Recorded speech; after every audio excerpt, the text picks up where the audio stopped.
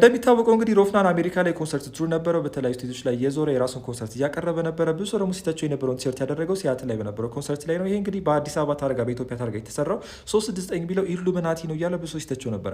ወገንታት እንዴት ነው እያሰብን ያለው? እንዴት ነው ሰይጣን ይገባሃል ተብሎ 666 ወይም 6 ወይ ደግሞ 369 ያንተ ነው ተብሎ እንዴት ነው የሚሰጠው? አላያችሁም? የራሱ ኤነርጂቲካል ፓወር ያለውና ጂኦሜትሪካል ሼፕ የሆነውን 3 ማዕዘን ወስዶ ኢሉሚናቲ ሲያደርጉት አላያችሁም ወይ? ቀስተ ደመናን ወይም ደግሞ የቃል ኪዳን ምልክት የሆነውን ወደ ግብረ ሰዶማዊ ሲቀይሩት ትንሽ ቆይቶ እኮ አይ 3 ማዕዘን አልፎበታል አሁን የኢሉሚናቲ ምልክት 4 ማዕዘን ነው ቢሉ ምንድነው የምናደርገው? የስልካችን የቲቪያችን የበራችን የመስቶታችንን ቅርጽ ክብ ልናደርገው ነው? ዳዝ ሜክ ሴንስ። ኤኒዌይስ ማቴማቲክስ ላይ እና በቢብሊካል ሬፈረንስ ባይብል ስለ 369 ምንድነው የሚለውን እነግራችኋለሁ። 369 የሚለውን የማኒፌስቴሽን ኮንሴፕት እና ቁጥሮችን እንግዲህ ፌመስ ያደረገውና እውቅና የሰጠው ኒኮላ ቴስላ ነው። እንግዲህ ይህንን አነጋገር ወይም ይህንን ኮት ሰምታችሁ ጠቅሱ ያላችሁ እንግዲህ ኒኮላ ቴስላ እንደተናገሩ ከሆነ የዚህ ዓለም የዚህ ዩኒቨርስ ቁልፍ እንዲኖር ከፈለክና ሚስጥሩ እንዲገባ ከፈለክ ዩ ሃቭ ቱ ቲንክ ኢን ተርምስ ኦፍ ኤነርጂ ፍሪኩዌንሲ ኤንድ ቫይብሬሽን በእርግብግቢት በሞገድና በኃይል ማሰብ አለብህ የዚህ ዓለም ቁልፍ እንዲኖርህና ሁሉ ሚስጥር እንዲገባህ ብሎ ሮፍናን እንግዲህ መጀመሪያ የለቀቀው ሪፍሌክሽን ወይም ደግሞ ነጸብራቅ የሚባለው አልበሙ ነው። 2018 ላይ እሱን አወጣ። ከዛ ደግሞ 2021 ላይ 3 የሚባል 3 ኤፒዎችን አወጣ ማለት ነው። እዚህኛው ላይ ከእንደገና ወደ 6 ሄደ ማለት ነው። 6 ላይ 2022 ላይ አወጣ።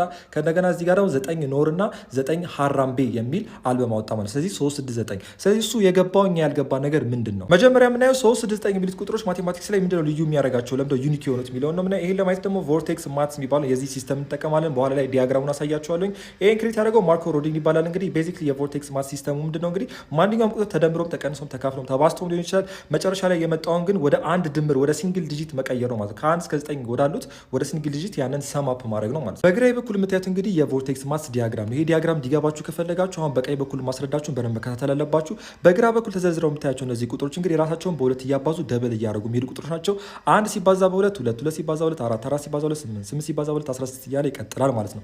ኢዚ ኳልሱ ተብለው ደግሞ በቀኝ በኩል የምታያቸው ቁጥሮች ደግሞ የነዚህ በግራ በኩል የተዘረዘሩት ቁጥሮች ድምር ውጤት ወይም ደግሞ ሰም አፕ ውጤት ናቸው ማለት ነው። ቮርቴክስ ማትስ ኮንሴፕቱ ያ ስለሆነ ማለት ነው ማንኛውም ቁጥር ወደ ሲንግል ዲጂት የመቀየር ሁኔታ ነው ማለት ነው። ከ1 እስከ 8 ያሉት ግን ራሳቸው ሲንጉላር ናቸው ወይም ደግሞ ሲንግል ዲጂት ናቸው። ስለዚህ 1 1 ነው የሚሆነው፣ 2 2 4 4 8 ደግሞ ኢዚ ኳልሱ 8 ነው የሚሆነው። ከ16 በኋላ ግን የተደመረ ነው የሚሆነው። 1 ሲደመር 6 7 3 ሲደመር 2 5 6 ሲደመር 4 1 እያለ ይመጣል ማለት ነው። እንግዲህ እዚህ ጋር እንዳስተዋላችሁት ይሄ ቁጥር ሪፒት እያደረገ ይመጣል ይላችሁ 1 2 4 8 7 ካለ በኋላ 5 ብሎ ከዛ ወደ 1 ነው የሚመለሱ። እዚህ ጋርም ካያችሁት 1 2 4 8 7 5 ብሎ ወደ 1 ይመለሳል ማለት ነው። ስለዚህ እዚህ ጋርም ዲያግራሙ የሚያስረዳው እሱ ነው። 1 2 ከዛ 4 ከዛ 8 7 5 1 እያለ ይመለሳል ማለት ነው።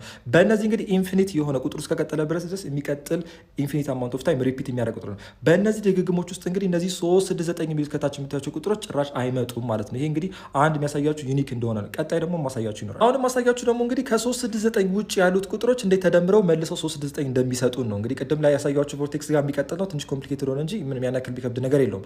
ይሄኛውን ካያችሁ አሁን እንግዲህ 8 እና 1ን ስንደምራቸው 9 ይሰጡናል ማለት ነው።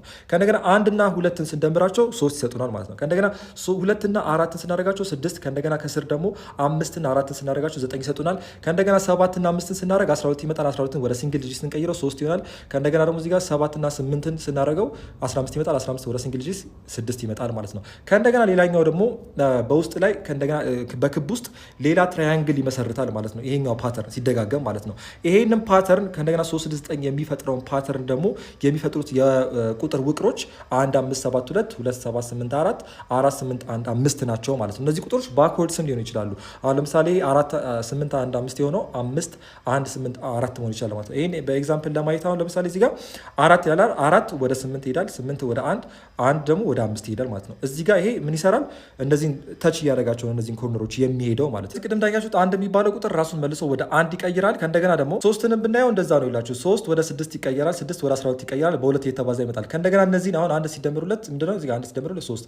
ስለዚህ ይሄኛው ድምሩ ምንድነው የሚቀይረው? መጨረሻ ላይ የሚመጣው 3 6 3 6 3 6 እያለ ነው ኢንፊኒት ታይም የሚቀይረው። ስለዚህ 3 እና 6 በ1 እንደዚህ ይቀጥላሉ ማለት ነው። 9ን በሁለት እያባዛን ከ9 ወደ 18 ከ18 ወደ 36 እያደረግን ብንቀጥል እና ወደ ሲንግል ዲጂት ብንቀይረው ደግሞ ራሱን 9 9 9 9 እያደረገ ነው ኢንፊኒት ታይም የሚቀጥለው ማለት። ስለዚህ ራሱን ይደግማል፣ ሌላ ቁጥር አያገኝ። አሁን ደግሞ ማሳያችሁ ወደ ሎ ኦፍ አትራክሽን ያለውን ሳይድ ወደ ስፒሪቹዋል ነው የምንሄደው ከማትሱ ወተን ማለት ነው። እዚህ ጋር እንግዲህ 369 የማኒፌስቴሽን ቴክኒክ ላይ ይጠቀሙበታል።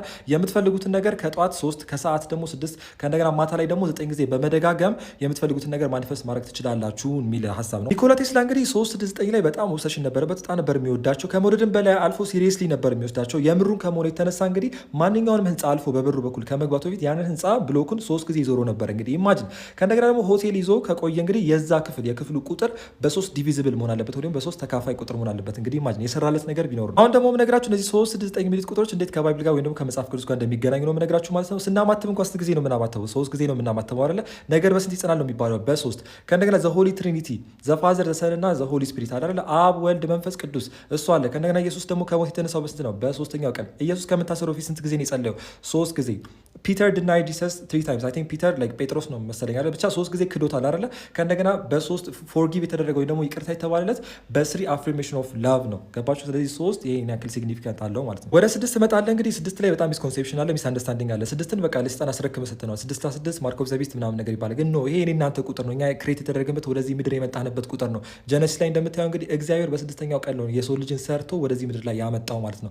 ከእንደገና ደግሞ የሰው ልጅ በሳምንት 6 ቀን ሰርቶ በ7ኛው ቀን እንዲያርፍ በእግዚአብሔር ኢንስትራክት ተደርጓል ወይም ደግሞ ትእዛዝ ቀርቦለታል ማለት ነው። ከእንደገና 6 ማርክ ኦፍ ዘ ቢስት የሚባለው ይሄ የኛን ኢምፐርፌክሽን የኛን የሰው ልጅን ፍጹማዊ አለመሆን ፍጹም አለመሆን ኃጢአተኛ የመሆን የሚያሳይ ቁጥር ነው ማለት ነው። ማርክ ኦፍ ዘ ቢስት ማለት የአውሬው ምልክት። አውሬው ማን ነው? ሰይጣን። ሰይጣን ማን ነው ኤግዚስት የሚያደርገው? በእኛ በሰው ልጅ ላይ ነው። እኛን ወደዚህ የምናመጣው ጠንቋዮች ምናምኖች ከዛኛው ከስፒሪቹዋል ሬልም ወደዚህ ወደ እኛ የምናመጣው ማለት ነው። ስለዚህ በእኛ ላይ ነው ኤግዚስት የሚያደርገው። ያ የሚያሳየው እንግዲህ የሰው ልጅ ኢምፐርፌክት መሆኑ ደግሞ ፍጹም እንደማይሆንና ኃጢአት እንደሚሰራ ነው ማለት ነው። ከዚህ በፊትም ሌላ ቪዲዮ ላይ ሰርቼዋለሁኝ።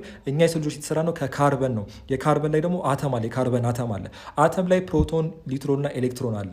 ስለዚህ 6 ፕሮቶን፣ 6 ኒውትሮን እና 6 ኤሌክትሮን አለብን። 6 ለ6 ከዛ ነው የተሰራ ነው። ገባችሁ? እንጂ ላይክ ለሰይጣን የተሰጠ ቁጥር እንዳይመስላችሁ። 9 ላይ ስንመጣ ደግሞ እንግዲህ ይሄኛው ፋይናሊቲ ነው። በቃ ፍጹማዊነትን የሚያመላክት ቁጥር ነው። ይሄ ዲቫይን ኮምፕሊትነስ 7 ልታስቡ ትችላላችሁ፣ ግን 9 በቃ ግራንድ ነምበር ነው ማለት ነው። ዲቫይን ኮምፕሊትነስን በቃ ሙሉነትን እና ደግሞ ጀጅመንትን መጨረሻ ላይ የሚወጣው ፍርድን የሚያመላክት ቁጥር ነው ማለት ነው። እንደምታዩት እዚህ ጋር ኢየሱስ የሞተው እንግዲህ በቀኑ 9ኛ ሰዓት ላይ ነው። እዚህ ጋር የምታዩት ደግሞ 9 የቅዱስ መንፈስ ፍሬዎች ይላል። እንግዲህ እዚህ ጋር 9 fruits of the Holy Spirit ይላል።